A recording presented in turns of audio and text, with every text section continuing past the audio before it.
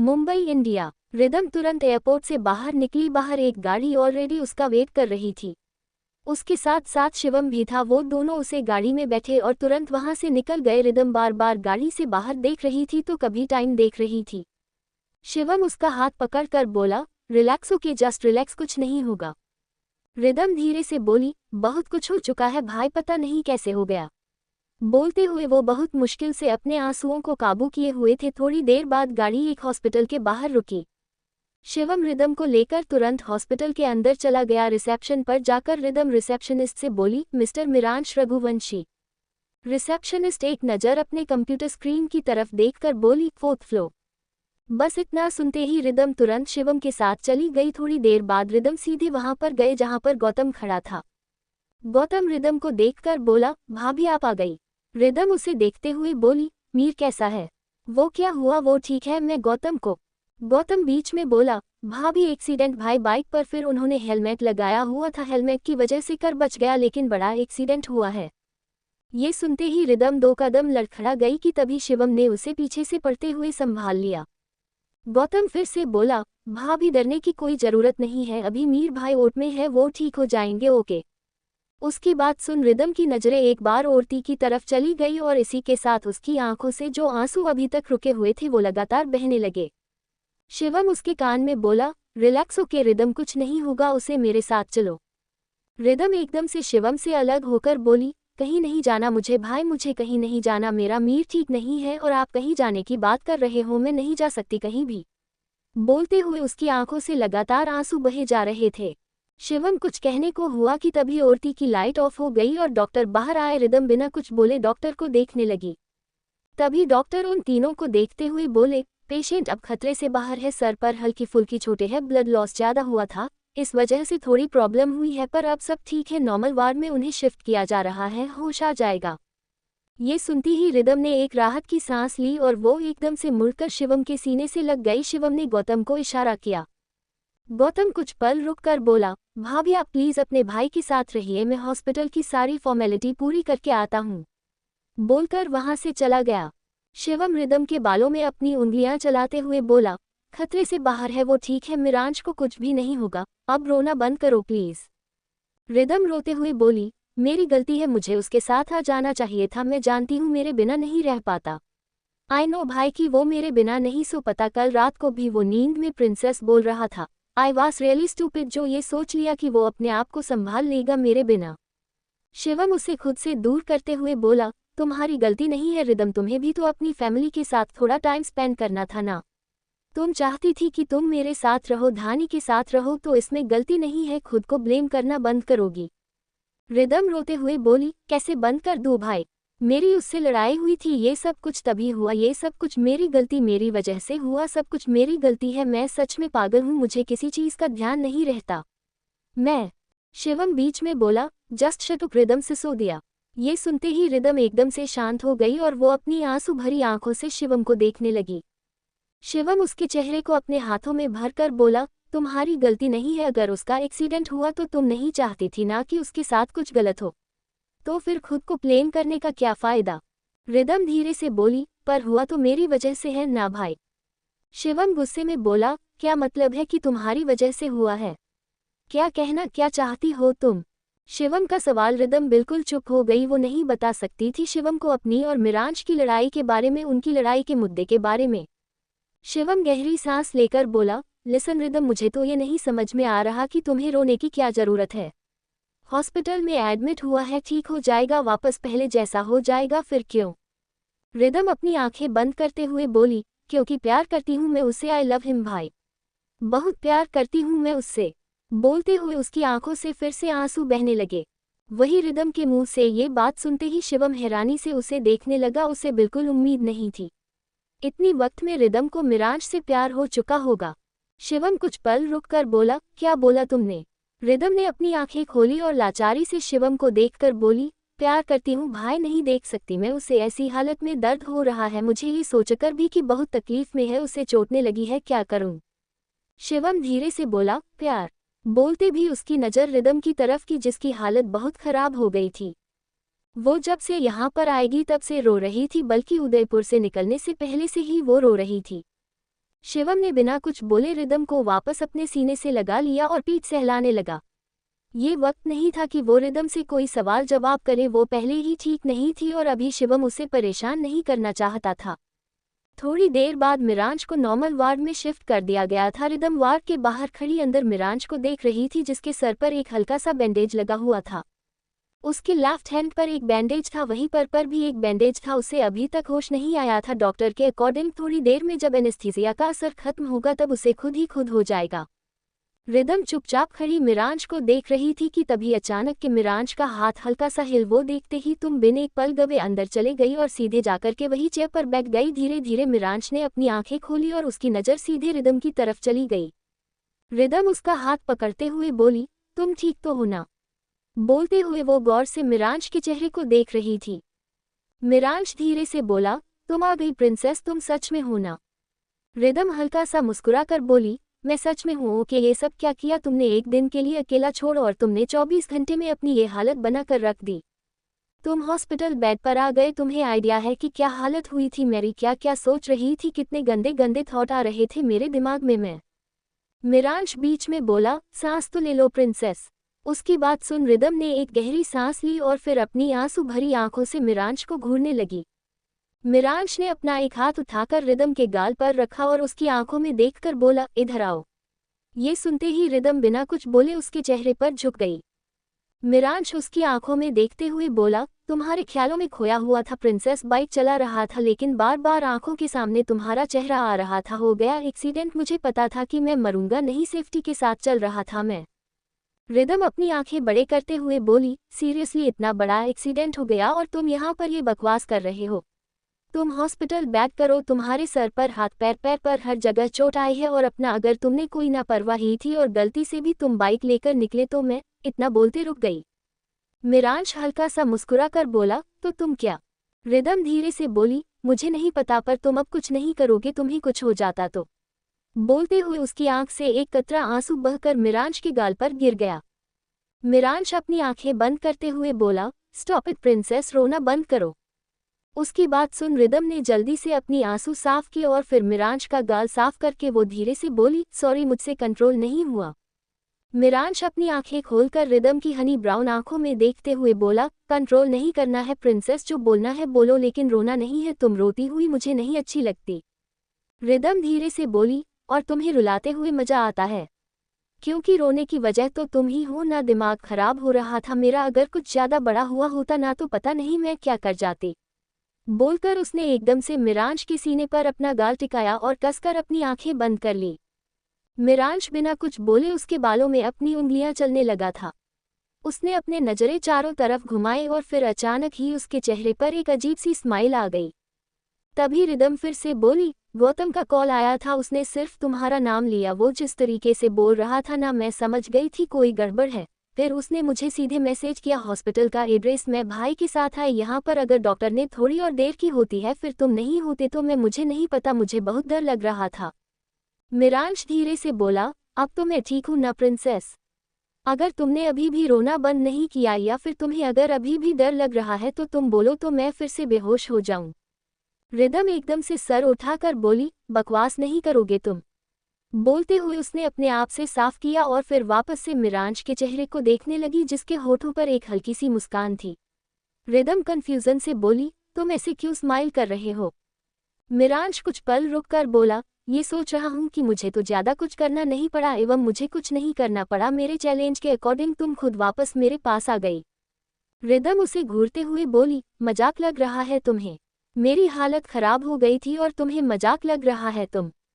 मिरांज बीच में बोला, मजाक नहीं लग रहा प्रिंसेस, तुम्हारी आंखों में प्यार देख रहा हूँ। फाइनली इतने दिन की लड़ाई के बाद तुम मुझे ढंग से बात कर रही हो।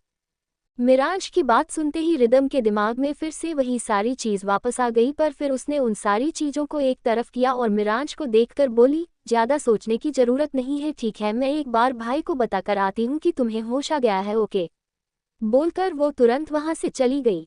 रिदम के जाते ही मिरांज कुछ पल शांत रहा और वो धीरे धीरे हंसने लगा। तभी गौतम अंदर आते हुए बोला, आपने हदें पार करनी शुरू कर दी मीर भाई। सीरियसली कोई इस लेवल तक कैसे जा सकते, वो भी सिर्फ और सिर्फ एक चैलेंज जीतने के लिए? मिरांश उठ कर बैठा और गौतम को देखकर बोला, मेरा एक्सीडेंट झूठ था क्या? गौतम उसकी तरफ बढ़ते हुए बोला, बिल्कुल भी नहीं भाई। पर मिरांश बीच में बोला, जब एक्सीडेंट झूठ नहीं है तो फिर कुछ गलत नहीं है। एक्सीडेंट हुआ, हाँ वो बात अलग है कि एक्सीडेंट होने का रीजन कुछ और था और मैं इसका इस्तेमाल किसी अच्छे काम के लिए कर दिया, अच्छी बात है। कभी कभी कुछ चीज़ ऐसी होती है जिन्हें हम कहते एक तीर से दो निशाने। गौतम लाचारी से बोला, भाई आप ये क्यों नहीं सोच रहे हो कि अगर भाभी को कभी ये सब चीज़ पता चलेगी तो क्या होगा? मिरांश उन्हें देखकर बोला, जो सच सबसे बड़ा था वो उसे पता चल गया और उसके बाद उसने जितना नाटक करना था कर लिया, लेकिन अब वो मुझसे दूर नहीं जाएगी, ऐसे फंसेगी वो कि कहीं नहीं जा पाएगी। वेल, इस एक्सीडेंट में तुम्हें क्या करना है तुम्हें पता है ना चिराग आहूजा, ऐसे फंसना चाहिए कि बेचारा निकल ना पाए। गौतम कुछ पल रुक कर बोला, जैसा आपने कहा था वैसा ही हुआ है। प्लान के अकॉर्डिंग आप चाहे कुछ भी करो मीर भाई, पर आपके प्लेन को कोई बीट नहीं कर सकता। उसके बाद सुन मिरांश के चेहरे पर एक अजीब सी मुस्कान आ गई। मुंबई इंडिया हॉस्पिटल में रिदम तुरंत शिवम को ढूंढते हुए कैंटीन में पहुंची और वो जाकर के शिवम के सामने चेयर पर बैठ गई। शिवम उसे देखकर बोला, तुम्हारी शक्ल बता रही है कि मिरांश को होश आ चुका है। रिदम हल्का सा मुस्कुरा कर बोली, हाँ भाई उसे होश आ चुका है और मैं उससे मिल भी चुकी हूँ। आई थिंक उसे शाम तक डिस्चार्ज मिल जाएगा तो फिर हम घर वापस चले जाएंगे। शिवम कुछ पल रुक कर बोला, कुछ बात करनी है मुझे तुमसे, करोगी? रिदम उसे देखकर बोली, ऑफ कोर्स करूंगी भाई, क्या हुआ? शिवम उसे देखते हुए बोला, तुम सच में मिरांश से प्यार करती हो? लाइक सीरियसली, जो इंसान तुम्हें बचपन से कभी पसंद नहीं आया तुम उससे प्यार करती हो?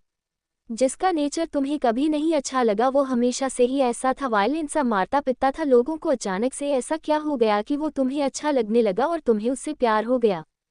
रिदम हल्का सा मुस्कुरा कर बोली, अगर मुझे पता होता तो क्या ही बात थी भाई, पता होता तो खुद को उसके प्यार में पड़ने से पहले रोक लेती, पर कुछ भी मेरे हाथ में नहीं था। 3 महीने से हूँ मैं उसके साथ, हो गया प्यार, नहीं कर पाए खुद को काबू और मुझे रहना तो उसी के साथ है ना। शिवम गहरी सांस लेकर बोला, जरूरी नहीं है कि तुम्हें उसके साथ रहना है, अगर नहीं रहना था तो हम। रिदम बीच में बोली, भाई प्लीज ऐसा कुछ मत बोलना जिसके बाद मैं आपसे बात ना करूं। प्लीज ऐसा कुछ मत बोलना, मैं अभी इस सिचुएशन में बिल्कुल नहीं हूं कि किसी से लड़ सकूं या किसी को समझ सकूं। शिवम रिदम के चेहरे को गौर से देखने लगा जिस पर थकान साफ नजर आ रही थी। मिरांश की टेंशन में वो सच में बहुत थक चुकी थी। शिवम कुछ पल रुककर बोला, ओके मैं कुछ नहीं बोलूंगा तो तुम वापस से मिरांश के साथ जाओगी? रिदम कुछ सोचते हुए बोली, ऑफ कोर्स मैं उसी के साथ जाऊंगी और अब आपको भी जाना चाहिए। भाभी अकेली है, उन्हें आपकी जरूरत है, शी इज प्रेग्नेंट। भाई आपने अकेला नहीं छोड़ सकते और मेरे चक्कर में तो बिल्कुल नहीं। शिवम कुछ कहने को हुआ कि तभी रिदम खड़ी होकर बोली, मैं बस आपको बताने आई थी कि मीर को होश आ चुका है। अब आप जाओ, मतलब आप सीधे उदयपुर जाओगे भाभी के पास और उन्हें बता देना कि मीर की टेंशन लेने की जरूरत नहीं है, वो ठीक नहीं है। मैं एक बार मीर को बोलूंगी, वो उनसे बात कर लेगा। मैं जा रही हूँ, ओके। बोलकर वो तुरंत वहां से चली गई। उसके जाते ही शिवम ने एक गहरी सांस ली और फिर कुछ सोचते हुए वो खड़ा हुआ वहां से निकल गया। हॉस्पिटल से बाहर पहुंचते ही शिवम अपनी गाड़ी के पास गया और एक बार हॉस्पिटल की तरफ देखकर बोला, प्यार, वो भी उस इंसान से जो शायद प्यार का मतलब भी सही से ना समझे। कहाँ फंस गई हो तुम? रिदम कोई कुछ भी बोले लेकिन मुझे नहीं होता है मिरांश पर विश्वास। पता नहीं क्यों एक ऐसी फीलिंग आती है कि वो जो दिखता है, जो दिखाता है वैसा कुछ है ही नहीं, बहुत डिफरेंट है वो इंसान। अपनी बात बोलकर शिवम कुछ पल वहीं पर रुका और फिर गाड़ी में बैठकर वो तुरंत वहां से निकल गया। उसे खुद जल्द से जल्द उदयपुर धानी के पास पहुंचना था क्योंकि धानी ऑलरेडी टेंशन में थी। उसकी प्रेगनेंसी की वजह से वो उसे यहाँ पर नहीं लेकर आया था, लेकिन अब उसे घर पहुंचना था। इधर रिदम वापस मिरांश के वार्ड में गई और उसे देखकर बोली, क्या चल रहा है यहाँ पर? बोलते हुए उसकी नज़र नर्स की तरफ चली गई थी, जो कि मिरांश को स्पंज बाथ देने के लिए आई थी। नर्स रिदम को देखकर बोली, मैडम वो एक्चुअली सर को थोड़ी इचिंग हो रही थी इसलिए। रिदम बीच में बोली, मैं कर लूंगी, आपको करने की जरूरत नहीं, आप जाओ यहाँ से। ये सुनते ही मिरांश एकदम से रिदम तरफ देखने लगा। वही रिदम की नज़र अभी भी उस नर्स की तरफ थी। वो नर्स एक नज़र मिरांश को देखकर बोली, ओके जैसी आपकी मर्जी, बोलकर वहां से चली गई।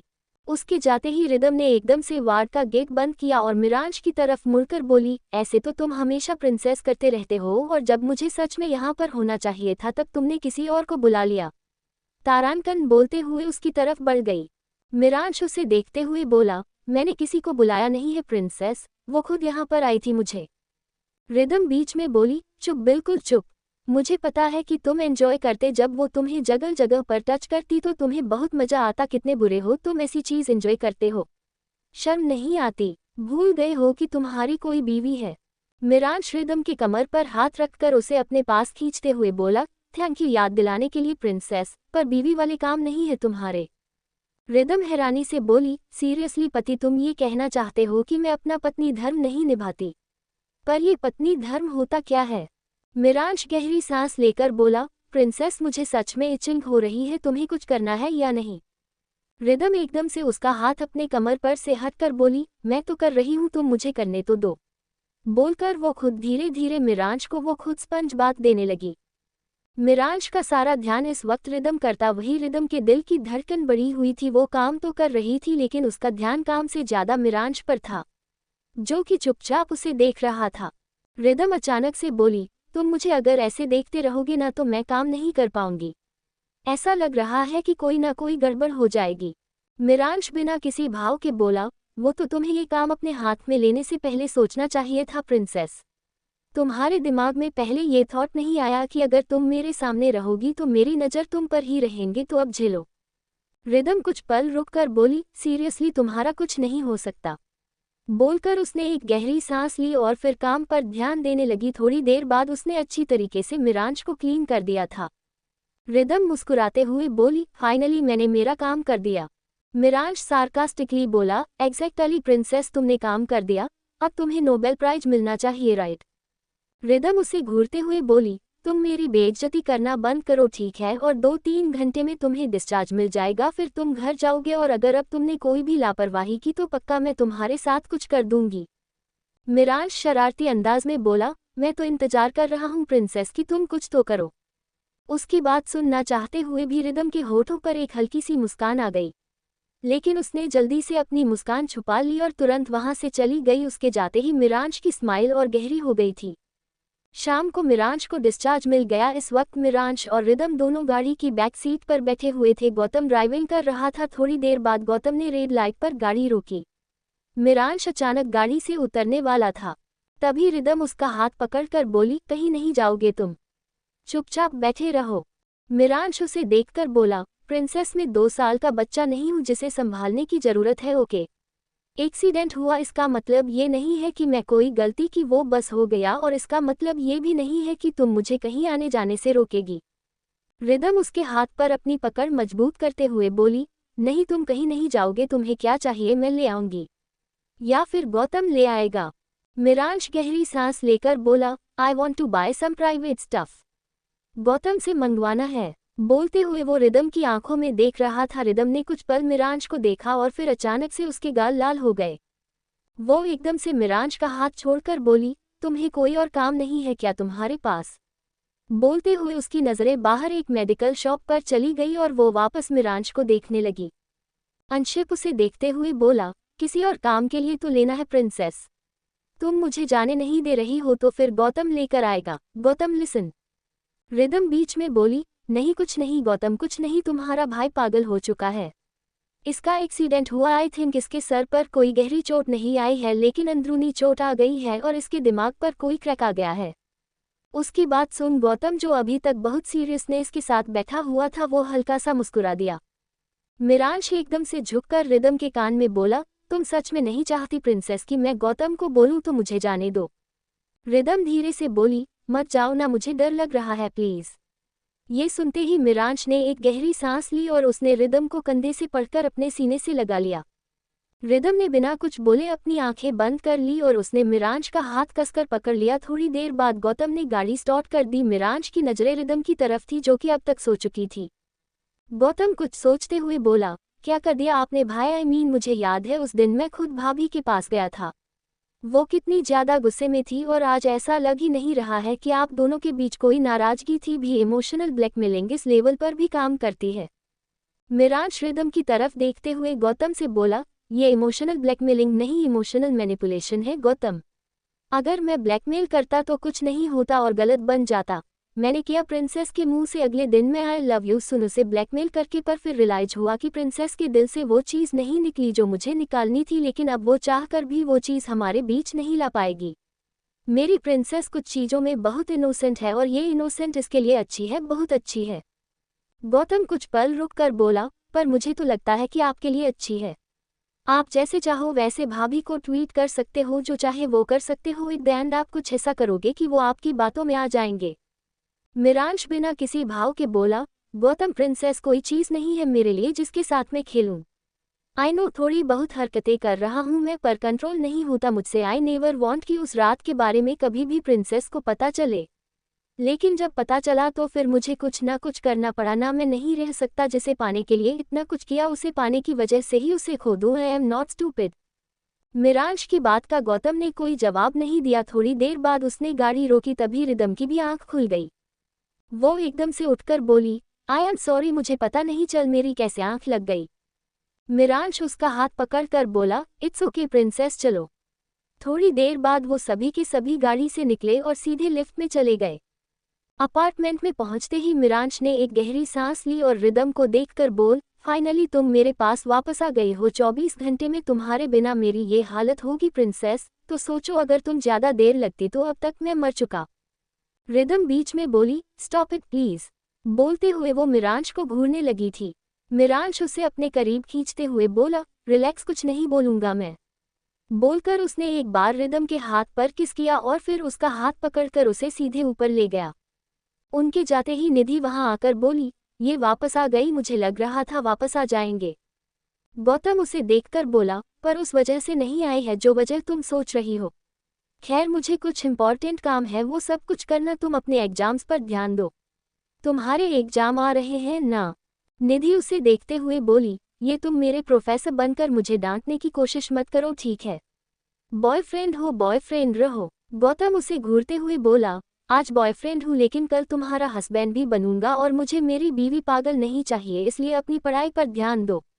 इधर उधर भटकना बंद करो। बोलकर वो तुरंत वहां से निकल गया। निधि धीरे से बोली, इसमें पागल लगती हूँ, कितनी पढ़ाई करूँ अब? पढ़ कर पढ़ाई में डूब जाऊं क्या, तब मिल जाएगी इस शांति।